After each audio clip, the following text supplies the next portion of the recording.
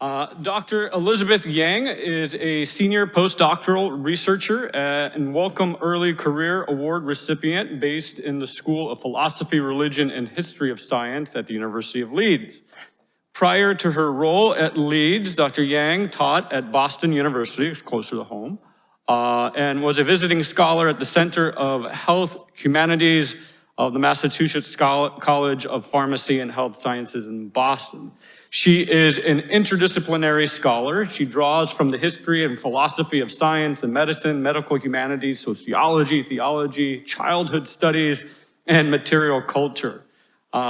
She is working on her first book, very interesting title, Constructing Moral Babies. And its focus is on the historical and philosophical construction of moral babies in medical and pedagogical discourses of 19th and early 20th century. And her paper is entitled Medical Advice for Moral Infancy, the Confluence of Science and Religion in Late 19th Century and Early 20th Century America. Well, good afternoon, everyone. I'm happy to be here. I come here as a historian. I work in HPSM, or History and Philosophy of Science and Medicine, and as someone who works in the medical humanities. So I'm quite happy to kind of introduce and enter the discussion of the history of science and Christianity, as I've been away from this kind of discourse for some time. So it's exciting for me to come and enter the discussion again.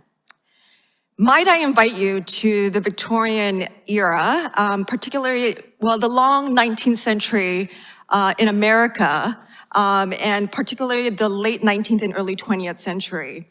And so also, might I invite you into the messy world of babies, as we talked about, sort of messiness and bogies and children entering the garden as explorers. And so, so just bringing kind of that world, and I really appreciated those references yesterday. Babies have a lot to say about our morality, agency, and personhood. And I suggest for how we can understand the history of the interface between science and Christianity. So here's just a picture of, as I study the history of developmental psychology and baby science. Here's a picture of the baby lab at Yale. As late 19th century British psychologist James Selly, who at the time was the leading specialist on the era on infant development, he was a baby expert.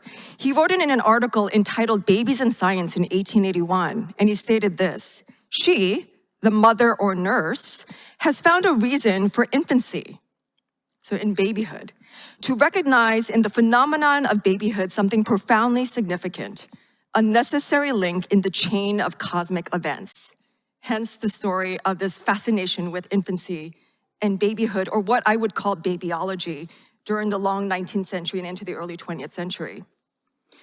According to literary scholar D.B. Rudderman, a paradigm shift occurred in the late 18th and early 19th centuries, he stated this, quote, when the human sciences attempted to posit origin and meaning, to relate the visible to the invisible on the empirical rather than on religious bases, infancy, babies, as the origin of man became the site of investigation. And it is from this premise, as the infant as a site of scientific and theological investigation, that my research begins.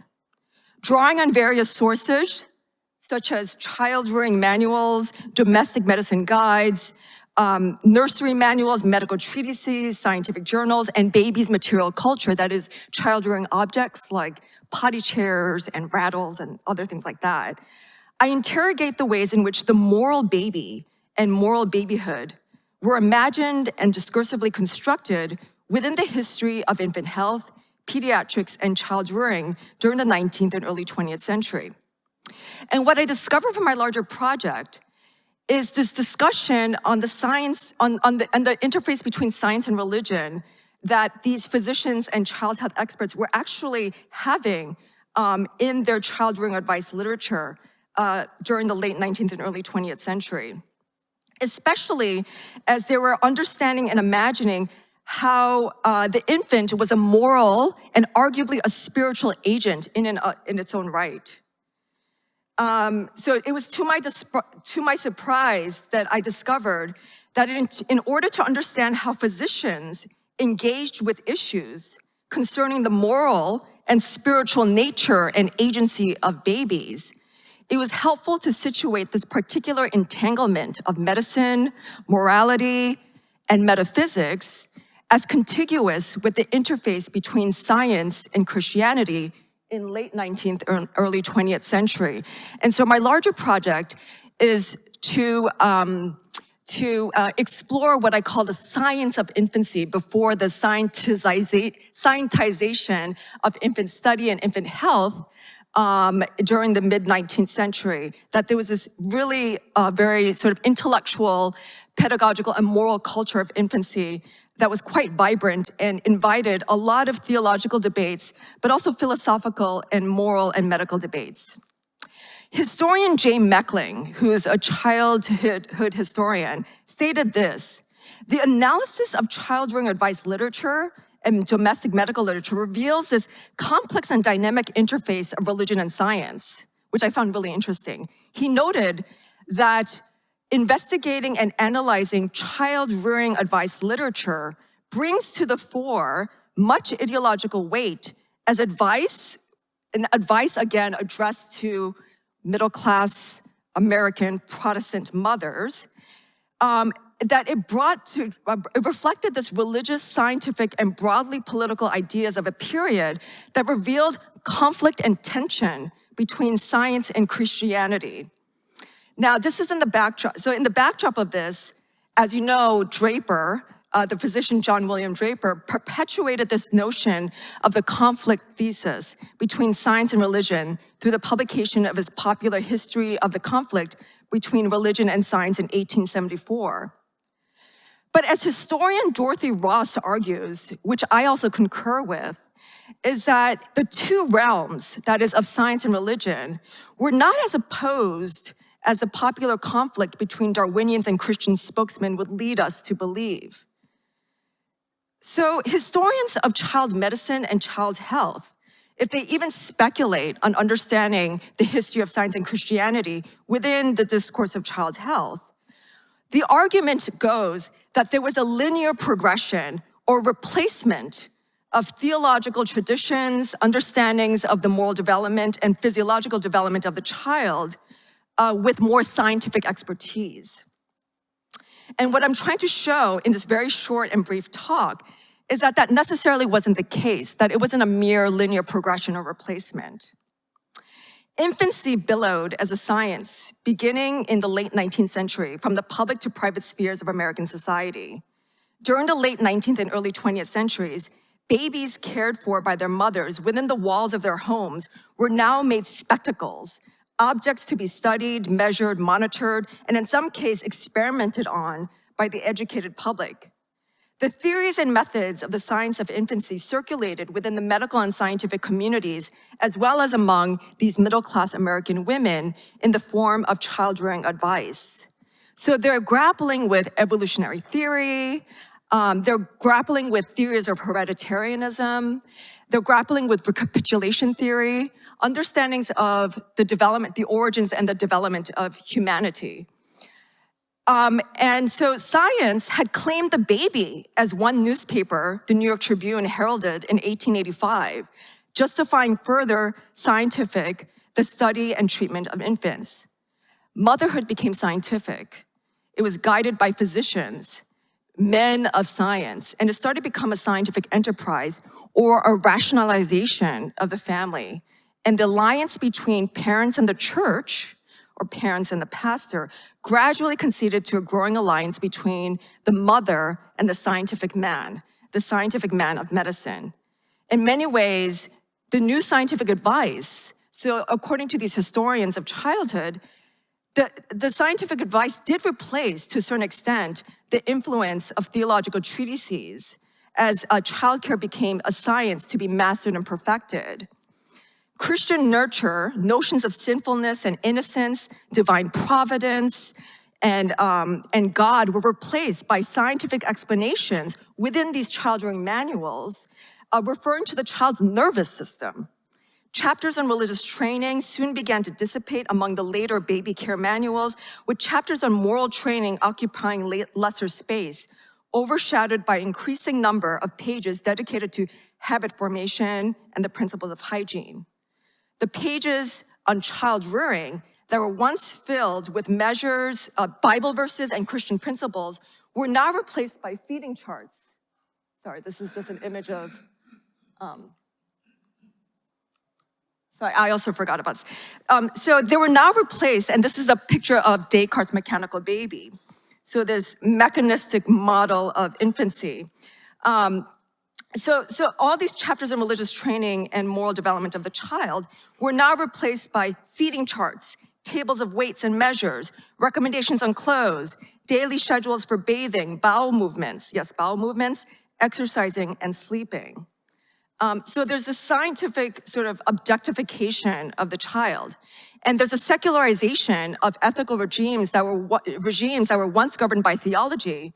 Medicine provided this new way, ways through which individuals began to describe themselves in a different language, that is, in the language of health and illness, and to question themselves in terms of norms of normality and pathology. So medical experts, physicians, were engendering this ontology, this description or definition of human nature, and we could see this within child-rearing advice literature. I'm gonna skip a little on just for the sake of time. So as the brilliant shine of sanctimonious moral codes faded and the words of the pastor waned in rearing the child, the healthy child, but also the moral child, what I found through my analysis of all this child-rearing advice literature was that it was a lot more complex than that.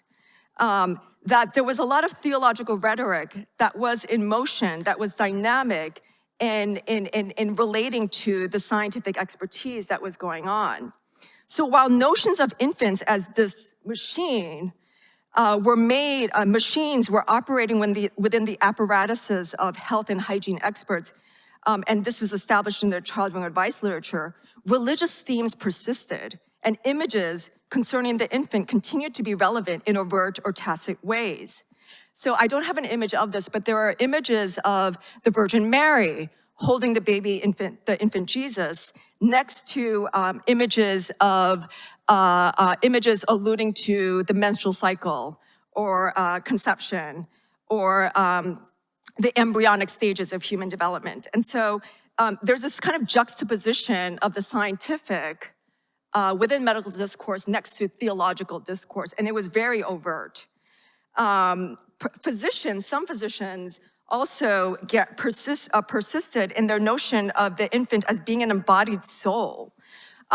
So clinical precise instructions on medical issues were often juxtaposed with more traditional reminders of a mother's lasting moral influence. So it was signaling to mothers that you must be sort of like the Virgin Mary, right? And not only in the health, promotion of the health of the child, but also in the spiritual agency of the child. So there were chapters in these medical advice literature entitled Spiritual Development, Moral Education, the Molding of Mind and Character. And we see this again and again, even into the early 20th century. So one example here is in the medical advice literature by two physicians, Eli Brown and Joseph Greer, who write this. They write these chapters devoted to human creation, the infant as being the temple of the soul. And these were situated between chapters of menstruation, conception, prenatal culture, childbirth, child development, and also disorders of infancy and childhood. Another physician, Mary Rees Mellendy, referred to the infant as a soul straight from God, clothed in a physical form that reflected the mother's own life and thought.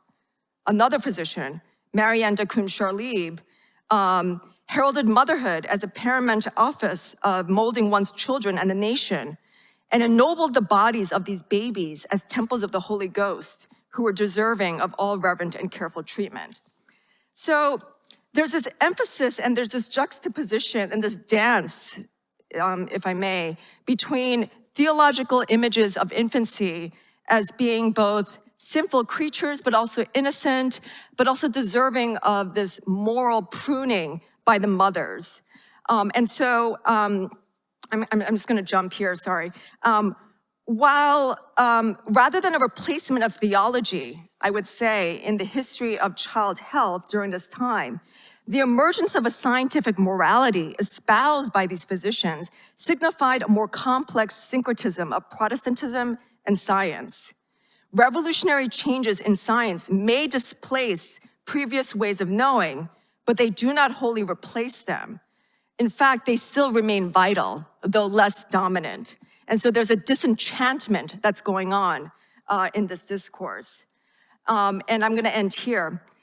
As a result of really looking into the history of child health and child medicine and pediatrics, we can kind of delve in and peer into the understanding and the imagination among these medical experts who imagine the infant as more nuanced, as more complex creatures, as less bifurcated, as having the sinful, evil child and having an angelic child. But having the baby as being biologically determined, perhaps neurologically determined today, but also morally and spiritually agentic at once. So the infants are mechanistic, as we saw in Descartes' mechanical baby. They're plant-like, they can be savage, tyrannical, plastic, innocent, as well as little patriots. And I would argue and suggest that as texts or artifacts to be reconsidered and read with a new set of glasses, babies as pointers can further enlighten our understanding not only of human nature and the origins of consciousness and morality, but also of the intimate and inextricable link between science and Christianity. Thank you.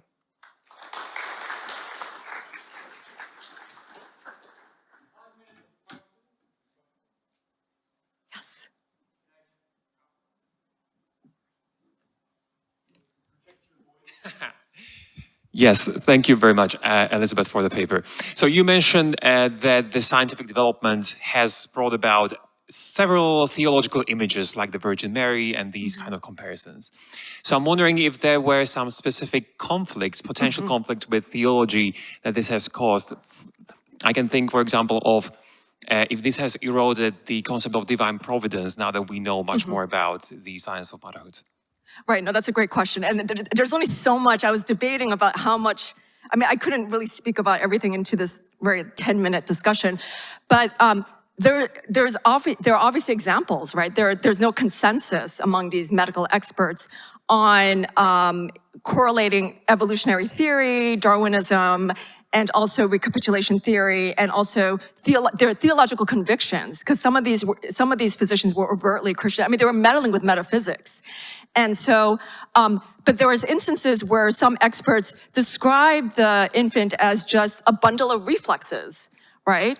Or going back to evolutionary theory, really going back to, well, these infants are expressing emotions, and their instinctual behaviors really derive from our ability, our simian ancestry, right? So it's trying to really kind of bring together these different theories whilst maintaining that they're also moral agents in and of themselves. And so there's a sense in which it seems paradoxical, but there are instances in which they try to fit everything together as evolutionary science really prevailed in medical theories and understanding. So for instance, there was a physician, Lewis Robinson, who was a British physician in the late 19th, early 20th century, and he was a staunch Darwinist, and he wanted to prove that infants, and this is obviously not allowed today, but he would hang infants freshly, as soon as they were born, and hang them on a limb, on a tree branch in the hospital, and prove that we have simian ancestry because they were able to grip them. And so, so there's a sense in which these physicians were trying to fit their understandings and observations of infants into what they were convicted by in terms of understanding the origins of humanity. Also, there was a sense in which the infant school movements, which infant health specialists were contributing to, they were also talking about Darwin's evolutionary theory and understanding that, okay, we need to develop ways in which these children are perhaps understanding instincts and precipitating events from their ancestors, but also they're tripartite beings. So they're spiritual beings, and they are understanding nature, not only empirically, but also metaphysically. So I mean, there's a lot to say about that, and I hope I answered your question to a certain extent, but yeah, but that's a very good question. Yeah. Sure.